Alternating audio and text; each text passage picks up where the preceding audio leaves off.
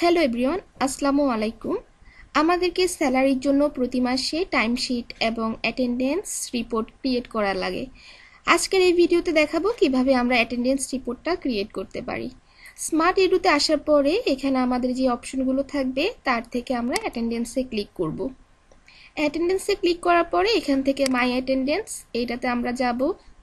এখান থেকে ফিল্টার থেকে অ্যাড কাস্টম ফিল্টার এবং যে মাসের জন্য আমরা অ্যাটেন্ডেন্সটা চাচ্ছি সামনের মাসের 26 তারিখ থেকে আমরা প্রেজেন্ট মাস পর্যন্ত রাখবো এবং এটাকে আমরা অ্যাপ্লাই দিয়ে দিব। এরপরে যে কাজটা করতে হবে, গ্রুপ বাই থেকে এখানে এমপ্লয়ি দিয়ে দিতে হবে। তাহলে আমরা দেখতে পাবো আমাদের অ্যাটেন্ডেন্সটা ওই মাসের জন্য জেনারেট হয়ে যাবে।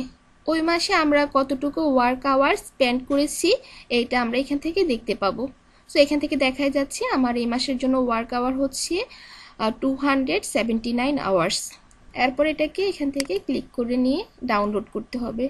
সো আমার অ্যাটেন্ডেন্স ডাউনলোড করা হয়ে গেল।